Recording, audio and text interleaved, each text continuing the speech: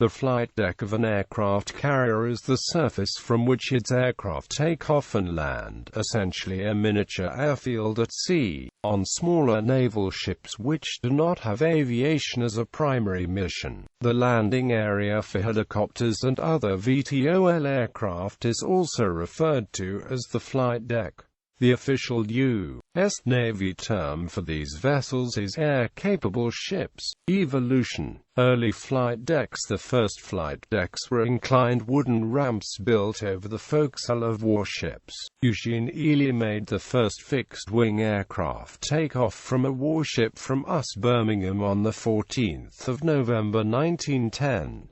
2 months later, on 18 January 1911, Ely landed his Curtiss pusher plane on a platform on Pennsylvania anchored in San Francisco Bay using the first tailhook system, designed and built by circus performer and aviator Hugh Robinson.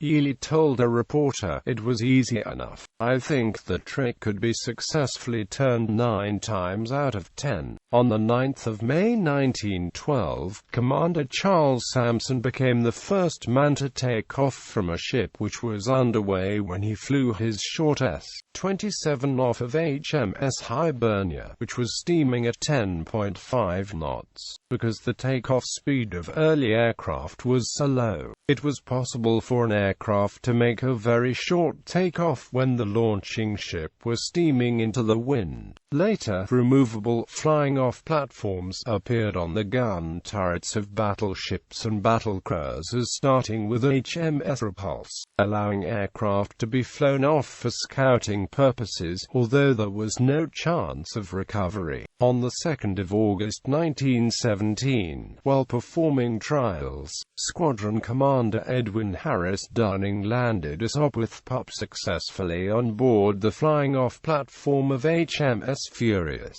becoming the first person to land an aircraft on a moving ship. However, on his third attempt, a tire burst as he attempted to land, causing the aircraft to go over the side, killing him. Thus Dunning also has the dubious distinction of being the first person to die in an aircraft carrier landing accident. The landing arrangements on Furious were highly unsatisfactory. In order to land, aircraft had to maneuver around the superstructure. Furious was therefore returned to dockyard hands to have a 300-feet deck added aft for landing, on top of a new hangar. The central superstructure remained, however, and turbulence caused by it badly affected the landing deck. Full-length decks. The first aircraft carrier that began to show the configuration of the modern vessel was the converted liner HMS Argus, which had a large flat wooden deck added over the entire length of the hull, giving a combined landing and takeoff deck unobstructed by superstructure turbulence. Because of her unobstructed flight deck, Argus had no fixed conning tower and no funnel. Rather, exhaust gases were trunked down the side of the ship and ejected under the fantail of the flight deck. The lack of a command position and funnel was unsatisfactory, and Argus was used to experiment with various ideas to remedy the solution. A photograph in 1917 shows her with a canvas mock-up of a starboard island superstructure and funnel. This was placed on the starboard side because the rotary engines of some early aircraft created torque which pulled the nose left, meaning an aircraft naturally yawed to port on takeoff. Therefore, it was desirable that they turned away from the fixed superstructure. This became the typical aircraft carrier arrangement and was used in the next British carriers, Hermes and Eagle. After World War I, battlecruisers that otherwise would have been discarded under the Washington Naval Treaty, such as the British HMS Furious in Courageous class and the American US Lexington and Saratoga, were converted to carriers along the above lines. Being large and fast, they were perfectly suited to this role. The heavy armoring and scantlings and low speed of the converted battleship Eagle served to be something of a handicap in practice, because the military effectiveness of aircraft carriers was then unknown. Early ships were typically equipped with cruiser-caliber guns to aid in the defense if surprised by enemy warships. These guns were generally removed in World War II and replaced with anti-aircraft guns, as carrier doctrine developed the task force model, where the carrier's defense against surface ships would be a combination of escorting warships and its own aircraft. In ships of this configuration, the hangar deck was the strength deck and an integral part of the hull, and the hangar and light steel flight deck were considered to be part of the superstructure. Such ships were still being built into the late 1940s, classic examples being the U.S.Navy's Essex and Ticonderoga-class carriers. However, in 1936, the Royal Navy began construction of the illustrious class. In these ships, the flight deck was the strength deck, an integral part of the hull, and was heavily armored to protect the ship and her air complement.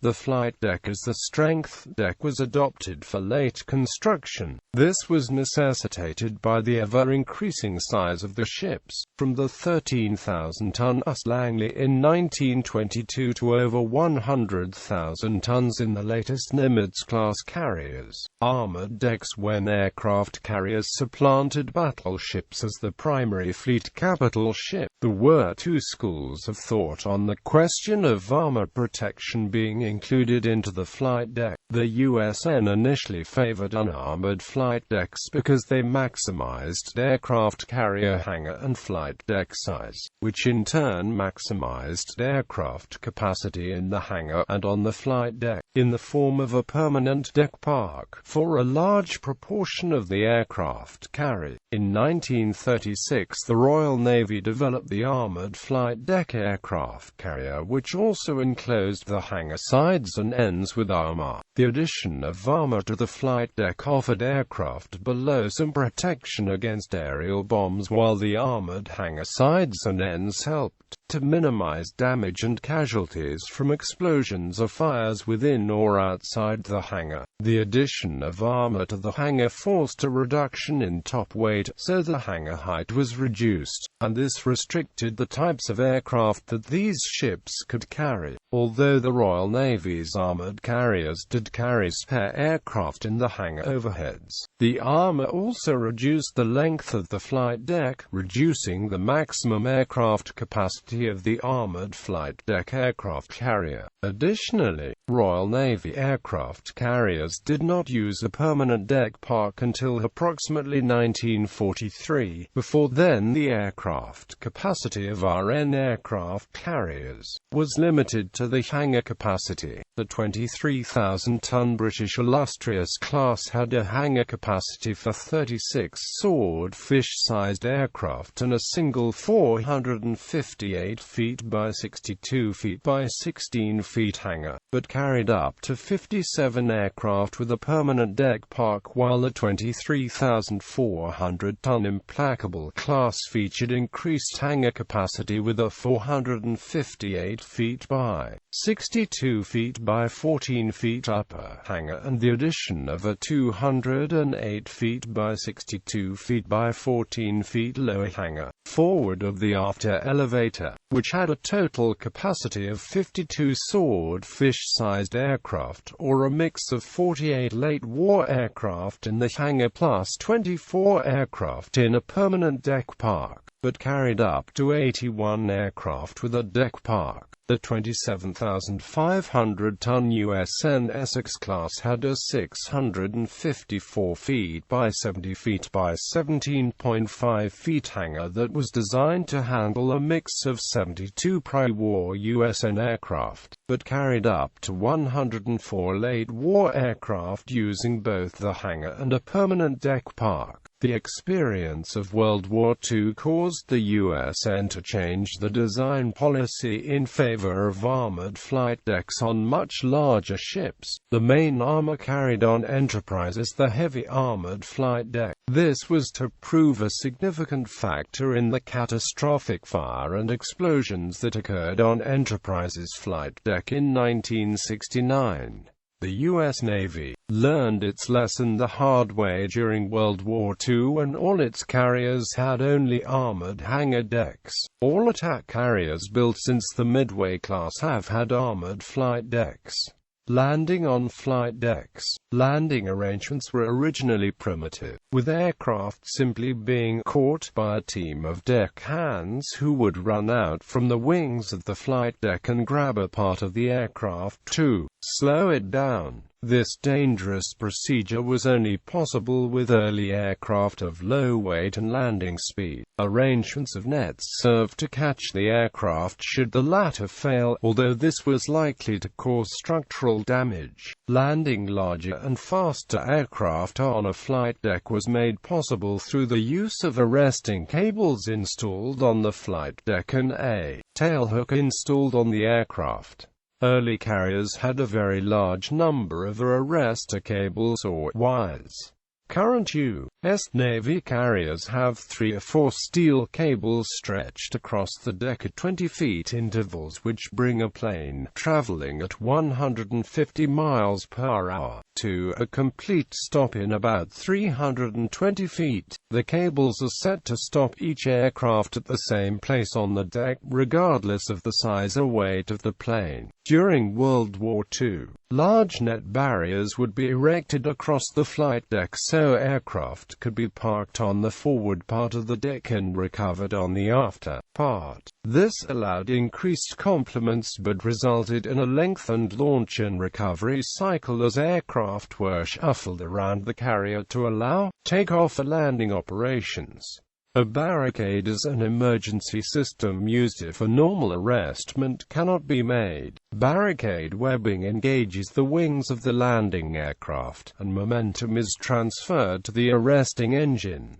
Modern innovations. Angled flight deck. The angled flight deck was invented by Royal Navy Captain Dennis Campbell, as an outgrowth of design study initially begun in the winter of 1944–1945, when a committee of senior Royal Navy officers decided that the future of naval aviation was in jets, whose higher speeds required that the carriers be modified to fit the needs of jets. With this type of deck, also called a skewed deck, canted deck, waist-angled deck, or the angle, the aft part of the deck is widened and a separate runway is positioned at an angle from the centerline. The angled flight deck was designed with the higher landing speeds of jet aircraft in mind, which would have required the entire length of a centerline flight deck to stop. The design also allowed for concurrent launch and recovery operations, and allowed aircraft failing to connect with the arrestor cables to abort the landing, accelerate, and relaunch without risk to other parked or launching aircraft. The redesign allowed for several other design and operational modifications, including the mounting of a larger island, drastically simplified aircraft recovery and deck movement, and damage control. Because of its utility in flight operations, the angled deck is now a defining feature of STOBAR and CATOBAR equipped aircraft carriers. The angled flight deck was first tested on HMS Triumph by painting angled deck markings onto the centerline of the flight deck for touch-and-go landings. This was also tested on the US Midway the same year. Despite the new markings, in both cases the arresting gear and barriers were still aligned with the centerline of the original deck. From September to December 1952, the US Antietam had a rudimentary sponson installed for true angled deck tests, allowing for full arrested landings, which proved during trials to be superior. In 1953, Antietam trained with both U.S. and British naval units, proving the worth of the angled deck concept. HMS Centaur was modified with overhanging angled flight deck in 1954. The U.S.Navy installed the decks as part of the SCB-125 upgrade for the Essex-class and SCB-110-110A for the Midway class. In February 1955, HMS Ark Royal became the first carrier to be constructed and launched with an angled deck, rather than having one retrofitted. This was followed in the same year by the lead ships of the British Majestic class and the American Forrestal class. Ski jump ramp. Another British innovation is the ski jump ramp, which came about as a means of improving takeoff for the VTOL Sea Harrier jump jet on the small Invincible class. From an idea by LTCDRD, Art Taylor, RN, in 1973, initial testing was carried out at the Ray Bedford. They are most common on aircraft carriers supporting STOVL aircraft such as the Harrier, but Russia and India also used them with conventional MiG-29s and Su-33s. The ski jump ramp is curved upward at its forward end. For STOVL aircraft, the aircraft starts by making a conventional rolling takeoff with the jet exhausts set to provide maximum forward thrust. As the plane nears the end of the ramp, the jet exhausts are rotated to provide lift, as well as forward thrust. Rolling over the ski ramp launches the plane both upward and forward. As the plane leaves the ski jump ramp, it continues to accelerate horizontally until the wings can provide the needed lift. For conventional aircraft, such as the MiG-29, the pilot increases its thrust to maximum power with the afterburners, while holding the plane by braking. Two panels are raised from the deck of the aircraft carrier in front of the aircraft's main landing gear, ensuring the plane remains motionless. Upon command, the pilot releases the brake. The panels from the deck drops back into the slots. The aircraft rapidly taxis forward under maximum thrust. Rolling over the ski ramp launches the plane both upward and forward. Such takeoffs allow a larger takeoff weight than an unassisted horizontal launch. Because the ski jump ramp provides a vertical impetus when most needed, right at takeoff at the slowest takeoff speed. However, ski jump launches cannot match the payloads made possible by high-speed catapult launch. These takeoffs use less runway than a takeoff over a flat surface, because the plane takes off at a lower speed, using both the ski jump ramp's vertical impetus and the deflected jet engines to generate lift. Ski jump ramp takeoffs are considered safer than takeoffs over a flat-top carrier. When a Harrier launches from an American LHA, it might finish its takeoff roll and begin flight at 60 feet above the water. It might not have a positive rate of climb, especially if the ship had pitched nose down during the takeoff roll. Using a ski jump ramp, the plane will certainly launch with a positive rate of climb, and its momentum will carry it to 150 to 200 feet above the water. For example, an AVHB Harrier with a gross weight of 29,000 pounds on a 59 degrees Fahrenheit day and a 35 knots wind over the deck would require 400 feet to take off using a 12 degrees ski jump ramp designed as on the Spanish aircraft carrier Príncipe de Asturias, but 750 feet without the ski jump ramp. For a MiG-29 launching over the ski jump ramp on the Russian carrier Tbilisi, takeoff speed is reduced from about 140 knots to about 70 knots. With the exception of the United States, France and Brazil, every navy in the world that operates naval fixed-wing aircraft from carriers uses ski jump ramps. The United States is the only country which operates STOVL aircraft from carriers without ski jump ramp.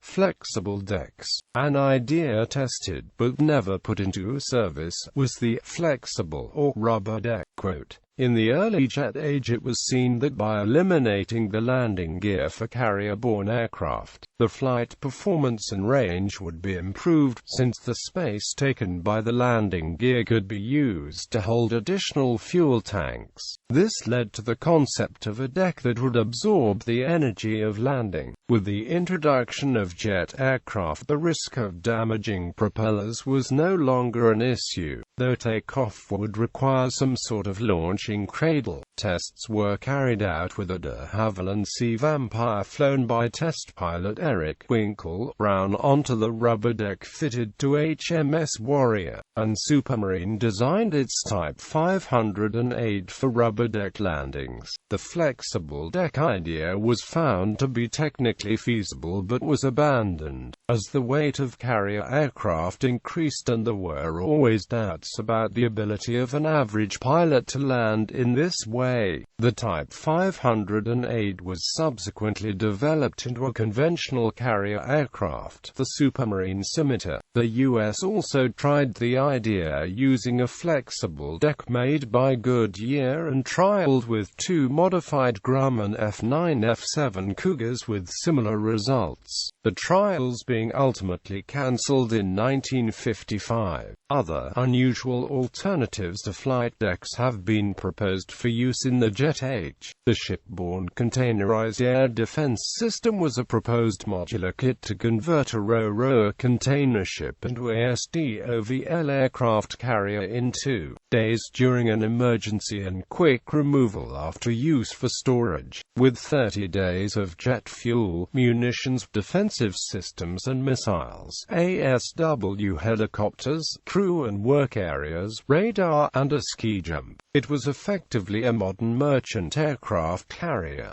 Skyhook was proposed by British Aerospace, a system using a crane with a top mating mechanism hung over the sea to fuel, launch, and recover a few Harriers to remove the requirement of a deck, allowing launches even from ships as small as frigates. The Convair F-2Y Sea Dart was a supersonic seaplane jet fighter that had skis rather than wheels. In the late 1940s, the Navy feared that supersonic aircraft would stall at low speeds required for a carrier arresting gear and therefore not be able to land on a carrier. The Sea Dart would land on water, then be lowered and raised from the sea via crane.